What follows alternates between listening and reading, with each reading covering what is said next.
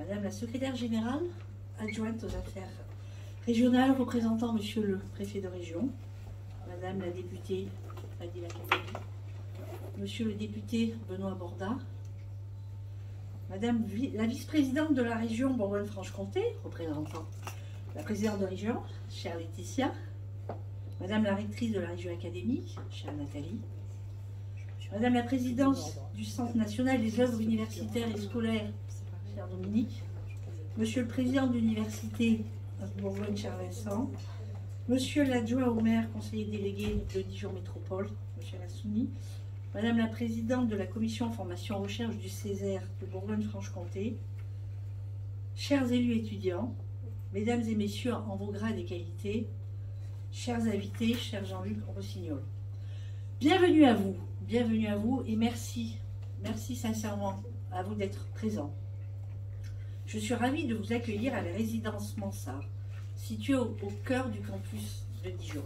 J'en ai déjà accueilli un certain nombre d'entre vous récemment.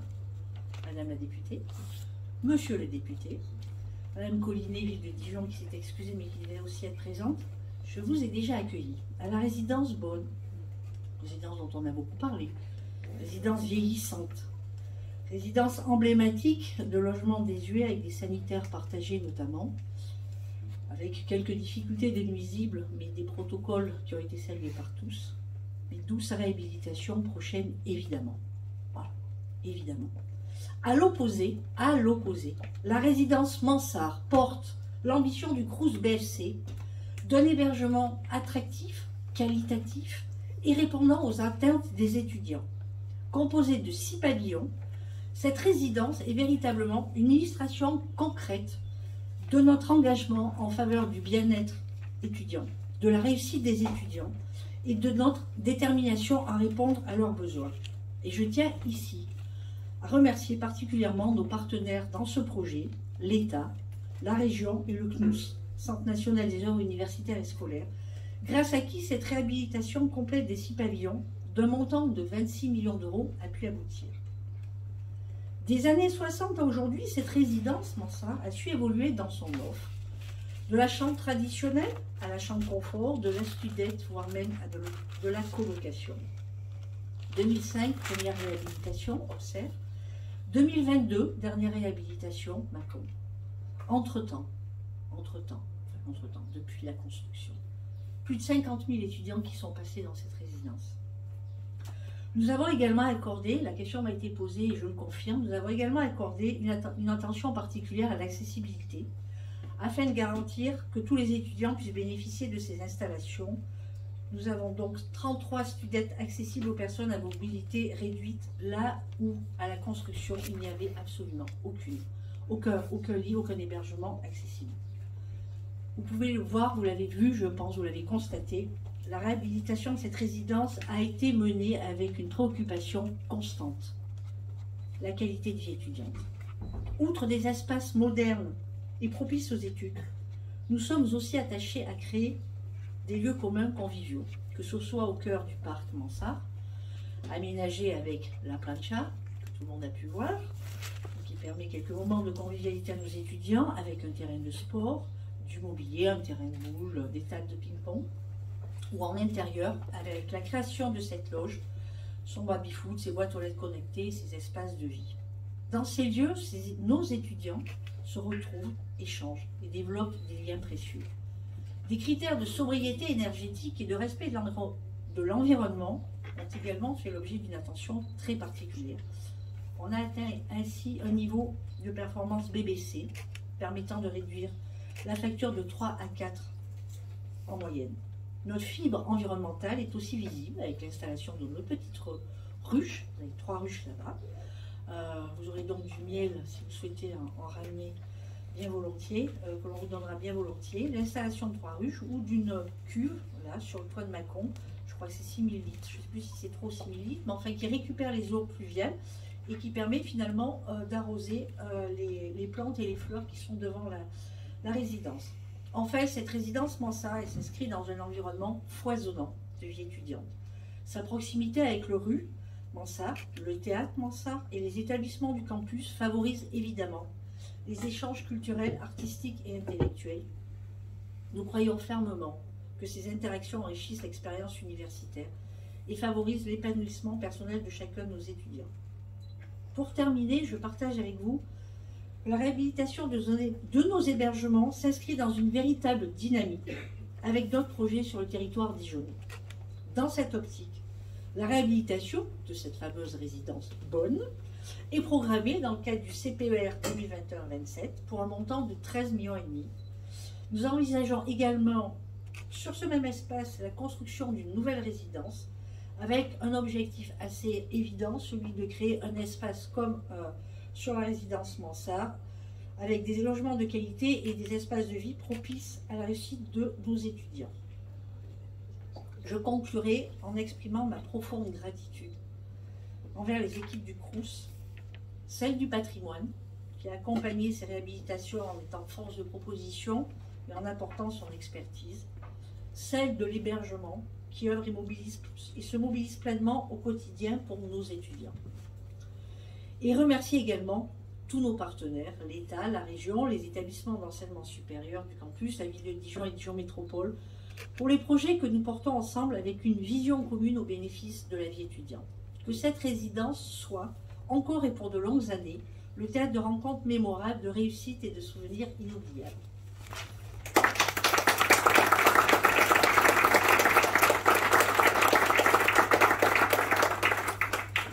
Madame la représentante de l'État, Madame la rectrice, Mesdames et Messieurs les élus, Monsieur le Président de l'Université, Madame la représentante du Césaire, Mesdames et Messieurs vos noms et qualités, chers étudiants, chers personnels, je ne suis pas plus détaillée dans le protocole parce qu'il me semble que c'est plus important de souligner à quel point votre présence à tous est importante. Et le soutien des élus locaux de la métropole de Dijon, le soutien de l'université, son partenariat avec le Crous, le soutien de la représentation nationale, qui est absolument majeur et que vous puissiez témoigner aussi au niveau national de ce que les Crous sont en capacité de faire. Je crois que c'est extrêmement important. Et également de souligner le soutien extrêmement majeur de la région, vraiment. Vraiment. Que dire si ce n'est que ces 6 pavillons rénovés, réhabilités les uns les autres au fil du temps, démontrent ce soutien extrêmement majeur de l'État, via le CPER, via le CNOS, l'investissement du Crous aussi, et de la région, à parité un investissement réel, important, qui permet ces très très belles réalisations. Et vous voyez, ce dernier bâtiment en est un exemple, puisque nous avons absolument financé à parité entre l'État et la région la réhabilitation de ce bâtiment. Ce que vous avez vu aujourd'hui, c'est la qualité de ce que le Crous offre aujourd'hui dans l'ensemble de son patrimoine, dans la très grande majorité de patrimoine.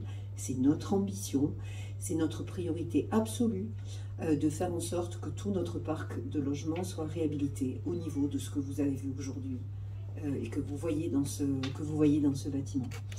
Et nous allons poursuivre dans ce sens, puisque la résidence Bonne fait partie là de nos priorités. Les choses sont engagées pour sa réhabilitation, là aussi avec un soutien du Centre national.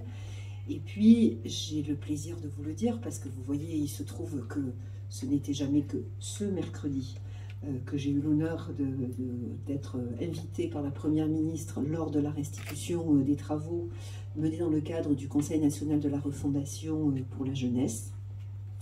Et donc de renvoyer auprès de vous, parce que cela a une incidence concrète à Dijon, le souhait au plus haut niveau de l'État que nous terminions effectivement nos réhabilitations.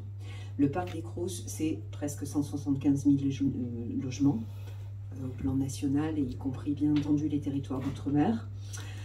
Sur ces 175 000 logements, il nous en reste 12 000 en totalité, près de 4 000 des travaux qui sont déjà engagés, et donc nous avons une liste de 8 800 logements qui restent à finir de réhabiliter. C'est notre priorité absolue. Moi, je dois vous dire que j'ai accordé cette priorité absolue dans les crédits d'investissement que nous allons en Crous depuis plusieurs années. Ça représente 70% de la réhabilitation des logements, des crédits que nous pouvons consacrer. Et vous voyez, c'est une heureuse et merveilleuse nouvelle que la Première ministre elle-même, notre ministre bien entendu, qui l'a proposé à la première d'entre elles, nous soutiennent dans cet effort et avec des crédits supplémentaires dans les années là qui vont venir.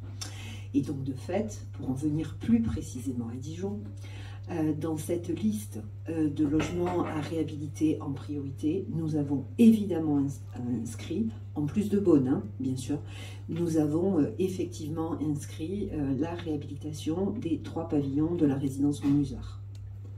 Donc nous allons nous y engager avec le Crous, bien sûr. Mais vous voyez, c'est un programme de réhabilitation évidemment dense.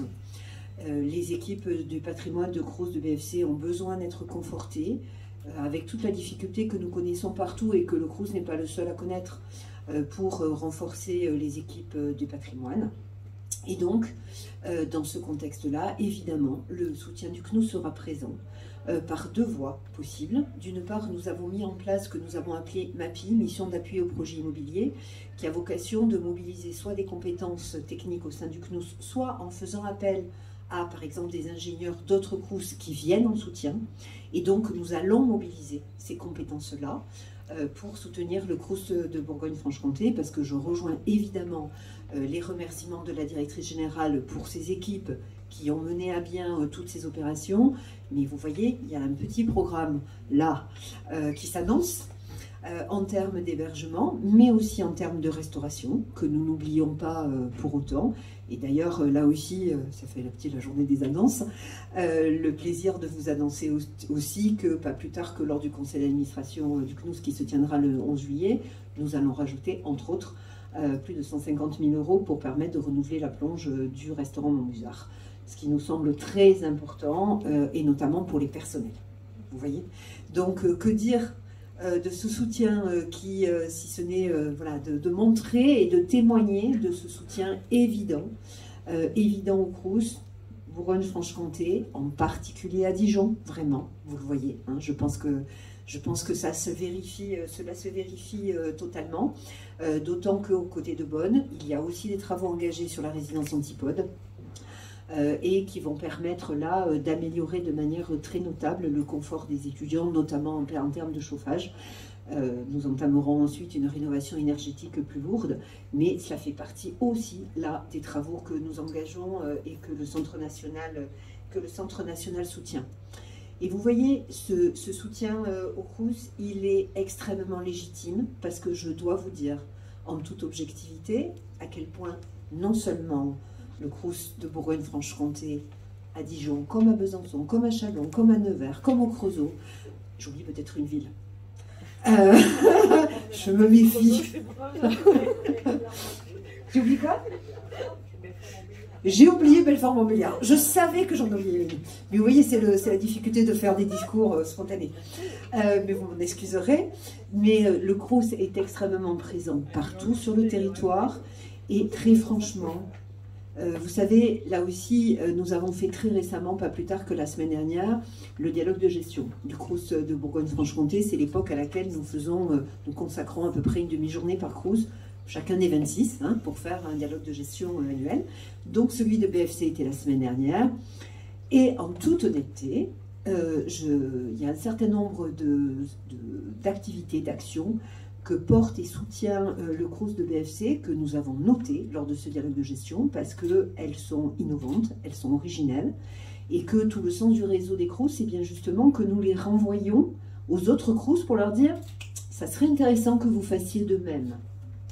Parce que là, aujourd'hui, nous faisons tous face, et chacun des Crous, à ces objectifs que j'ai évoqués de réhabilitation, de finaliser les réhabilitations de logements. Nous faisons tous face à une augmentation de l'activité extrêmement significative. Vous savez, nous avons servi 35 millions de repas en 2022. L'activité se maintient au même niveau, c'est-à-dire en moyenne nationale globale, plus 20% par rapport aux années anté-crise. Et si je ne me trompe, à Dijon, on est près de plutôt de 59% par rapport entre 2022 et 2021. C'est juste extrêmement majeur. Vous voyez la mobilisation que ça signifie pour les équipes, que je salue et je remercie une fois de plus, pour être en capacité d'assumer tout ça. Et je sais bien que nous avons des réflexions et des projets autour de la restauration au centre-ville de Dijon, bien sûr. Mais donc, en plus de toute cette activité-là, régulière, extrêmement soutenue, eh bien, je voudrais souligner auprès de vous quelques innovations du Crous de BFC, donc que nous avons retenues lors du dialogue de gestion.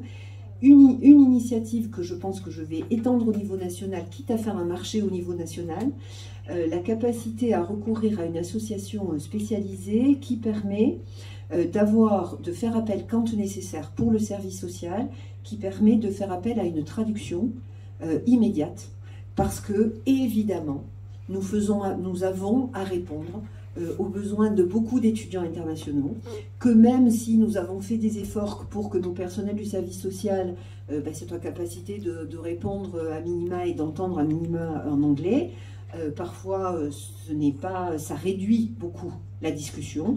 Parfois les étudiants eux-mêmes ne sont pas capables d'exprimer eux-mêmes leurs problématiques et leurs besoins dans une langue autre que la leur. Et ça, franchement, c'est une initiative que nous avons découverte. Et j'ai vraiment l'intention, sur cette base-là, de lancer un marché national qui permette à chacun des Crous de s'en saisir. Et de la même manière, rejoignant absolument en cela les orientations ministérielles, le Crous a développé un mémo pour les étudiants dans l'ensemble de leur vie, non seulement ce que leur apporte le Crous, bien sûr, mais ce que peuvent leur apporter tous les autres organismes, que ce soit les CAF, que ce soit Visal, que ce soit les uns et les autres, les acteurs locaux aussi, bien sûr, pour permettre aux étudiants de rentrer dans leur vie étudiante le mieux possible. Et de la même manière, au-delà de tous les partenariats avec les établissements d'enseignement supérieur, avec les élus locaux, je note la présence de la représentante du Césaire, qui est une initiative tout à fait originale, et c'est important que nous ayons ces échanges, et là aussi que vous voyez ce que nous soyons en capacité de faire, et que vous le portiez dans vos échanges, de même que la convention signée au plan régional avec la CAF. Enfin voilà, je pourrais être beaucoup plus longue, je ne le serai pas, parce que déjà je l'ai été beaucoup, pardon, mais vous voyez, je tenais à souligner auprès de vous tout cela. J'ajoute quand même que dans les soutiens que nous allons apporter, la chaire, nous avons des designers avec une chaire que nous finançons avec l'École nationale supérieure des arts décoratifs de Paris, qui est certainement la maison de France, l'enseignement supérieur et de la recherche la plus reconnue dans le domaine du design, de l'architecture et dans tous les domaines dans lesquels elle intervient. Et donc les designers de la chaire seront mobilisés pour travailler avec bien sûr l'enthousiasme et la motivation des équipes du Crous, pour travailler avec eux sur toutes les améliorations qui peuvent être apportées à l'écoute des étudiants en fonction des besoins des étudiants, typiquement notamment sur ces questions sur lesquelles ils ont beaucoup travaillé déjà, qui est le meilleur aménagement possible des chambres de 9 mètres carrés, parce qu'il importe aussi que dans les réhabilitations, nous tenions compte de cet équilibre nécessaire entre le fait de conserver des chambres bien aménagées, comme vous l'avez vu dans le premier bâtiment, et des studios, et de trouver cet équilibre-là pour répondre le mieux possible aux acceptions différentes de chacun des étudiants. C'est tout à fait majeur. Et enfin, je vous demande votre soutien à tous. Je crois que le soutien de l'État, le soutien de la région, il est vérifiable hier, aujourd'hui et demain. Nous avons besoin de votre soutien à tous parce que ce qui est majeur quand on entame toutes ces réhabilitations, c'est qu'on ait la capacité en parallèle d'ouvrir de nouveaux logements. C'est toujours comme ça que l'on fonctionne, parce que sinon, vous vous trouvez dans une obligation de phasage pour ne pas fermer tous les logements en même temps. Et donc, il est absolument majeur, et là aussi vous aurez notre soutien bien sûr, que le projet de résidence Beaune, ou qui je crois va s'appeler résidence des climats, puisse être engagé, réalisé le plus rapidement possible, parce que ça sera un élément structurant de l'accompagnement de la politique de réhabilitation que j'évoquais tout à l'heure. Voilà. Je ne peux pas ne pas conclure sans avoir un merci extrêmement appuyé à la directrice générale, à toutes ses équipes, aux responsables du site de Dijon, à toutes les équipes des Crous, à tous les personnels qui sont en restauration, en hébergement, service social, service du DSE. Je vais peut-être m'arrêter de parler, mais quand même, souligner aussi que, alors que la campagne des bourses du fait de la réforme a ouvert plus tardivement qu'usuellement, nous tenons un niveau d'instruction des dossiers qui est quasiment similaire à celui de l'instruction de l'année dernière. C'est une vraie gageure.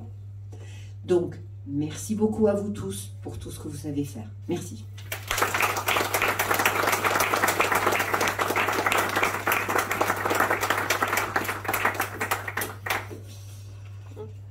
Monsieur le député Borda, Madame la députée Katabi, dont on sait toute l'importance qu'elle accorde à la question du logement étudiant, Madame la secrétaire générale adjointe représentant Monsieur le préfet de région, Madame la directrice générale du CRUS, j'ai oublié, je devais commencer par Madame la présidente du CNUS, mais j'y reviens tout de suite, Madame la vice-présidente de la région, Monsieur le président de l'université, Monsieur le directeur de Sciences Po Dijon, que j'ai aperçu, Mesdames et Messieurs les représentants étudiants, Mesdames et Messieurs. En fait, je vais commencer par ça, saluer Madame la présidente du CNUS pour sa présence à nos côtés aujourd'hui à Dijon, pour l'inauguration de la résidence Mansart, ce qui témoigne, elle l'a dit avec des mots très forts, de l'attention portée au niveau national à la question du logement dans une ville étudiante telle que celle de Dijon. Donc merci beaucoup Madame la Présidente, parce que par des mots très énergisants, très chaleureux aussi, vous avez su dire le regard que vous portez, non pas seulement sur ce qui est fait à Dijon, et ce qui est déjà extrêmement important pour nous, mais aussi pour tout ce qui est fait dans la région Bourgogne-Franche-Comté, en citant d'ailleurs, je crois, de mémoire tous les sites concernés, sans oublier le Creusot, Madame la vice-présidente, vous l'aurez noté. Donc, merci beaucoup pour le soutien que vous nous apportez aujourd'hui et de manière constante chaque jour de l'année. Nous savons aussi toute l'importance que le président de Dijon Métropole, ici représenté, accorde à cette question, notamment autour de son observatoire territorial du logement étudiant. Merci Monsieur l'adjoint au maire d'être avec nous pour le dire et le représenter. Le projet d'envergure qui nous réunit aujourd'hui en est un marqueur. Mené sur une quinzaine d'années, cela a été dit, il vise à réhabiliter cette résidence des années 60, en réalité chacun des pavillons, avec un regard plus particulier sur la résidence Chalon. Monsieur le secrétaire général de région académique, il faut toujours faire plaisir à son secrétaire général de région académique, cher Jean-Luc. Et en cela, ce projet d'envergure, il répond directement et pleinement à un besoin primordial des étudiantes et des étudiants, celui du logement, celui du cadre de vie. Des logements modernes, on l'a vu toutes et tous ensemble lors de cette visite, conviviaux, adaptés aux attentes de leurs usagers, ce qui participe évidemment de l'amélioration des conditions de vie étudiantes et donc aussi de leur pleine réussite universitaire. La région académique que je représente, à travers notamment le schéma territorial de la vie étudiante, impulsé en lien étroit avec le CRUS, Bourgogne-Franche-Comté, la Commu, UBFC, le Conseil régional, l'ensemble des établissements d'enseignement supérieur de Bourgogne-Franche-Comté et les collectivités territoriales.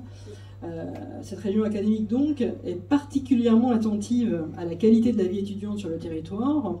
C'est un facteur d'attractivité, nous le savons, de développement du territoire régional, c'est primordial, c'est aussi une priorité de Madame la Ministre, et donc il est important d'y insister aujourd'hui. La résidence Mansart incarne cette amélioration de la qualité de la vie étudiante portée par le CRUS Bourgogne-Franche-Comté, à travers par exemple, et on l'a vu, la création de lieux de vie partagés, confortables, chaleureux, avec des codes couleurs voilà, très bien choisis, enfin, je trouve, très modernes, très plaisants, le réaménagement d'espaces extérieurs verdoyants, propice à la détente. Non, je n'ai pas dit chatoyant, les vice-présidentes, je vous laisse le terme. La mise à disposition d'installations sportives, un terrain multisport, un terrain de tennis, des tables de ping-pong, tout cela encourageant les activités physiques et favorisant les rencontres entre étudiants, c'est important. J'ai noté particulièrement aussi l'espace de cuisine collective qui est vraiment, je trouve, très bien pensé. Et puis dans ce projet, la prise en compte des enjeux environnementaux est également remarquable, avec notamment, vous me l'avez rappelé, Madame la directrice du Crous, l'installation de ruches pour favoriser l'apiculture et puis sensibiliser aussi nos étudiants à ces sujets, si tant est qu'il en soit besoin, puisque nous savons que nos étudiantes et étudiants sont particulièrement investis sur les questions de transition écologique, de protection de la nature et de biodiversité. C'est pour l'ensemble de ces raisons, et sans faire trop long, que je voudrais souligner aujourd'hui l'importance de l'investissement réalisé dans le cadre de cette réhabilitation pour notre jeunesse et de manière partenariale grâce au soutien financier de l'État, du Conseil régional de Bourgogne-Franche-Comté, du CNUS et de l'Union européenne à travers le FEDER.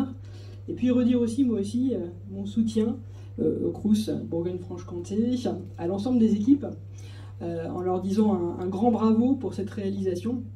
On a le plaisir de célébrer avec vous aujourd'hui et voilà, avec une belle assemblée. Donc merci beaucoup, Madame la directrice générale, évidemment Madame la présidente du CNUS. Et voilà, continuons à célébrer tout cela. Merci beaucoup.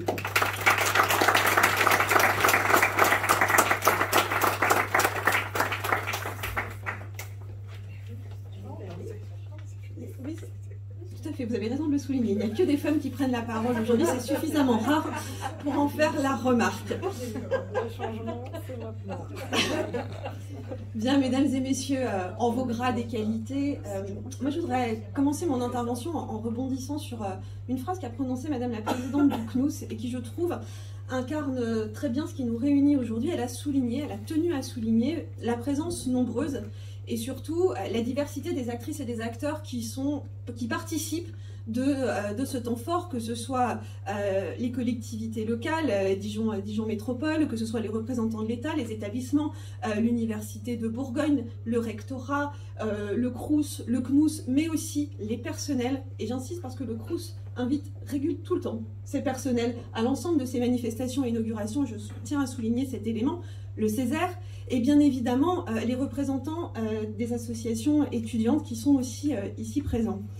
Pourquoi c'est important? Parce que, en fait, indépendamment de nos obligations, de nos compétences respectives, je crois qu'il y a vraiment, et particulièrement ici, une volonté commune de s'engager sur l'amélioration de la vie de nos étudiantes et de nos étudiants ici, en Bourgogne-Franche-Comté, et présentement aujourd'hui, plus particulièrement à Dijon.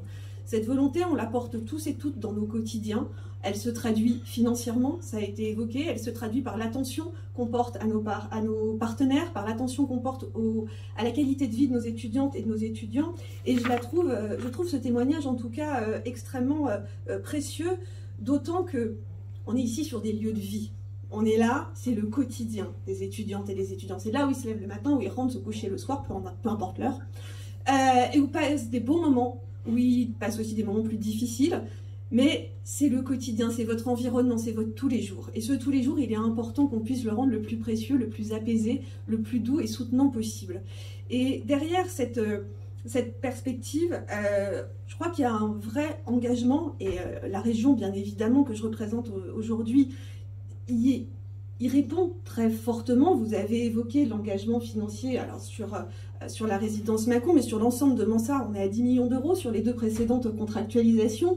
Sur Beaune, la région engagera 8 millions d'euros sur les 13 que vous avez évoqués, ce qui montre bien l'attention et le volontarisme porté par la région en direction de la vie étudiante, parce que d'une part, on souhaite offrir à notre jeunesse, qu'elle soit d'ici ou qu'elle vienne d'ailleurs, la meilleure qualité de vie quotidienne, et parce qu'on sait, et on est convaincu, mais ça je le sais que nous sommes tous ensemble, que ce sont des atouts majeurs pour l'attractivité de notre territoire, pour l'attractivité de toute la Bourgogne-Franche-Comté, et c'est ce qui vient souligner notre engagement. Je disais que ce sont des lieux de vie, j'en profite aussi parce que c'est important de ces petits éléments qu'on a entendus lors de la visite, et Madame la rectrice y a fait référence. On a ici 2 anciens témoins, alors peut-être plus, même peut-être 3 anciens témoins qui ont vécu dans une autre période, il y a quelques années, qui ont vécu ce qu'étaient ces différentes résidences qu'on a visitées aujourd'hui et qui sont de fait les témoins vivants, présents de l'évolution, de la manière dont l'action publique s'est engagée au fur et à mesure des années et porte cette attention à la qualité de vie. Quand j'entends, oh là là, ça ressemblait tellement pas à ce que j'ai vécu, n'est-ce pas, cher Vincent, lorsque j'étais présent, qu'on peut, je crois, se réjouir de cette avancée commune, parce qu'encore une fois, indépendamment de l'engagement financier sur la dimension immobilière, même si elle compte, on est bien d'accord, il y a vraiment cet engagement beaucoup plus large, parce que la vie étudiante, de manière générale, même si le logement est un élément important, parce qu'il a un poids financier particulier dans le quotidien des étudiantes et des étudiants, il pèse très fortement, et qu'il nous revient de pouvoir accompagner l'offre de logement accessible et de qualité, ce qui est le cas ici, mais il est aussi un élément parmi d'autres, et c'est dans cette perspective-là aussi qu'on est tous les uns les autres engagés. Vous avez fait référence, Madame la Présidente du CNUS, à cette innovation autour de la traduction, de la mise en place de traducteurs et de traductrices pour accompagner les étudiants internationaux, que je voudrais saluer véritablement, ça me semble un élément important. Je voudrais aussi souligner, ça ne surprendra personne, y compris aussi parce que ça a été financé par la région, mais l'installation de distributeurs de protection périodique dans un certain nombre de résidences du Crous, parce que la lutte contre la précarité étudiante qui a fait la une de la presse, qui continue en tout cas de peser sur le quotidien des jeunes filles, est un élément important dans lequel que nous devons soutenir, mais comme d'ailleurs la question de l'accompagnement de la précarité étudiante qui n'est pas née à l'aune du Covid, qui a été mise en lumière et révélée dans le cadre de la crise du Covid et qui doit appeler toute notre attention. Parce qu'on est là dans une perspective d'égalité des chances.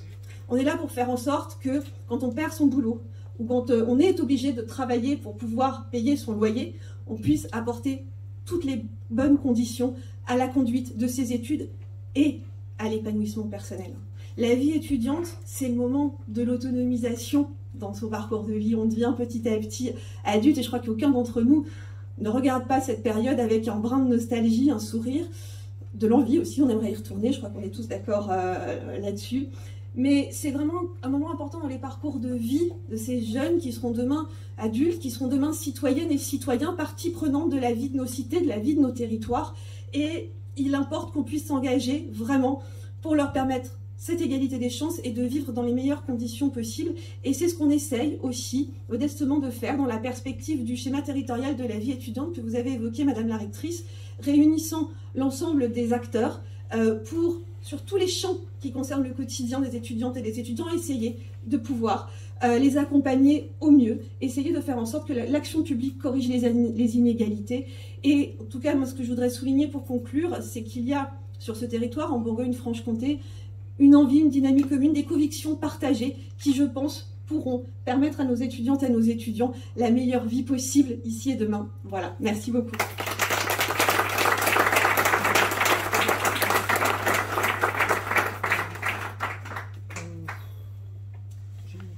Madame, Monsieur les députés, Madame la Présidente du CNUS, Madame la Rectrice d'Académie, Madame la Directrice du Crous, Madame la Vice-Présidente de la Région, Monsieur l'Adjoint au maire, Mesdames et Messieurs les élus, Mesdames et Messieurs les représentants étudiants, Mesdames, Messieurs, je tiens tout d'abord à excuser l'absence de Monsieur le Préfet de Région qui a été appelé en dehors du département. Je suis très heureuse d'être présente à l'inauguration de la résidence Mansart, qui est un ensemble situé au cœur du campus pour une vie étudiante de grande qualité. On comptabilise 6 pavillons réhabilités, ce qui représente 863 hébergements. L'aboutissement de ce projet, initié en 2005, témoigne parfaitement du partenariat réussi que nouent les collectivités locales avec l'État pour parvenir à des réalisations d'envergure éminemment structurantes pour les territoires. L'État accorde à ce travail de coopération une importance majeure. On ne peut que se réjouir de concourir ainsi au bien-être de nos étudiants, et c'est là le point principal. Les autres aspects de ce projet sont tout autant d'autres points de satisfaction. On ne peut que se féliciter d'apporter un concours appuyé à la transition écologique, on l'a vu lors de la visite avec les ruches, et aussi de soutenir l'attractivité des filières d'enseignement supérieur qu'offre la Bourgogne-Franche-Comté dans son ensemble. En veillant à l'égalité des chances, Aujourd'hui, tous ensemble réunis, nous montrons que nous sommes les garants du pacte républicain et social qui fonde nos valeurs. Permettre à chacun d'accéder au parcours universitaire de son choix. Faire que la réussite individuelle ne soit que le reflet du mérite et du talent, et qu'elle soit la moins possible, limitée par des questions de ressources, est une ambition forte de l'équité républicaine. En cela, je tiens à souligner l'appui financier consenti par l'État et la région, qui ont uni leurs efforts au travers du CPER 2015-2020, et notamment avec le coût de la réhabilitation de cette résidence, puisqu'il était estimé à 9,7 millions d'euros, et que le contrat de plan État-région y a contribué à hauteur de 5 millions. Je salue aussi la participation engagée par le CNUS et le CRUS à hauteur de 4,7 millions. Aujourd'hui, les collectivités, l'État, les parlementaires et l'ensemble des partenaires présents aujourd'hui montrent qu'ils construisent ensemble l'attractivité de notre région auprès des jeunes. Ce projet dont je voudrais à nouveau souligner la qualité de la réalisation, tant par les choix de reconstruction, pensé en intégrant les enjeux du développement durable, que par son caractère indispensable au profit des étudiants, s'inscrit pleinement dans cette ambition que nous partageons tous. C'est donc avec une grande fierté que les services de l'État sont heureux d'avoir pu contribuer à ce projet. Je vous remercie pour votre attention.